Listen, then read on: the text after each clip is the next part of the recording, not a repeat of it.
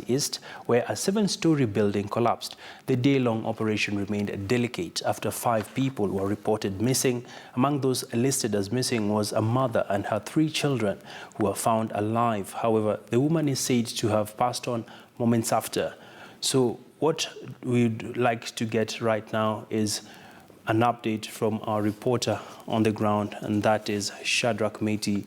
And of course, this incident came up when a building collapsed, and this has been quite frequent, with city residents accusing the Nairobi County government of failing to carry out its duty of ensuring safety of construction in various areas of the country. Well, let's now bring in Shadrach Meiti. Good afternoon, Shadrach. What's the latest from the rescue efforts on the ground? Well, Abby, as you rightly mentioned, already we have confirmed that the mother and a child who were rescued from the rubble last evening died while undergoing treatment at the Nairobi West Hospital. And 2 of the children who were also rescued from those rubbles are still surviving and still getting the medical attention to see just how they can be stabilized. But some of the things we are experiencing here, apart from the death that we have reported, the other people who might have suffered injuries are still undergoing treatment, and those that were displaced from this building behind me that is now being brought down by the heavy machineries that you can see behind me have been put aside in a camp.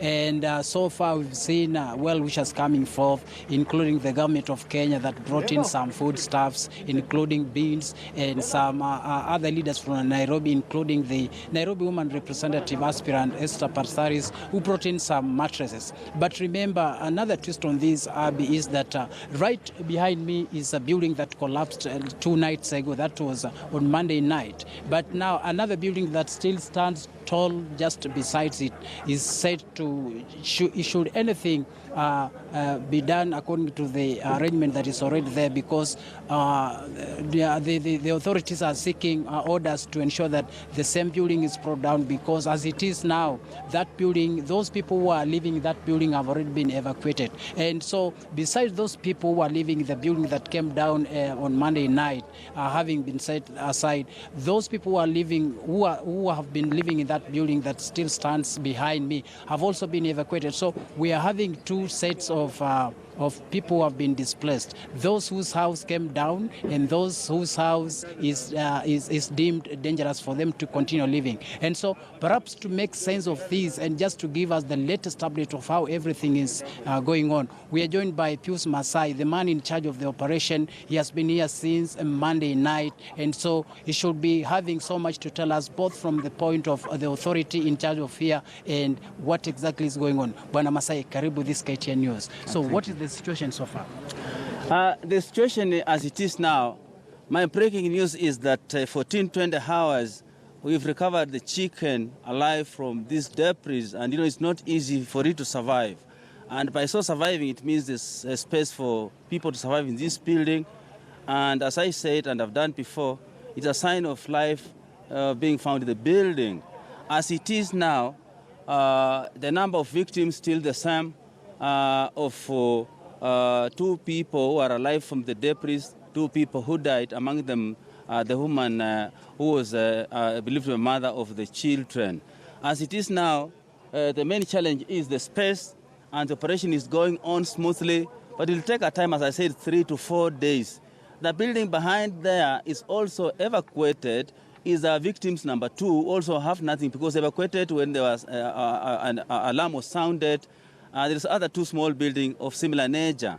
And we have seen some donations coming from the people who came and pledged, like the Honorable Pasaris, Honorable Shepesh, and the Governor of Nairobi County, and the Kenya government also, through the Ministry of Special Program, has brought donation, food item and non-food item.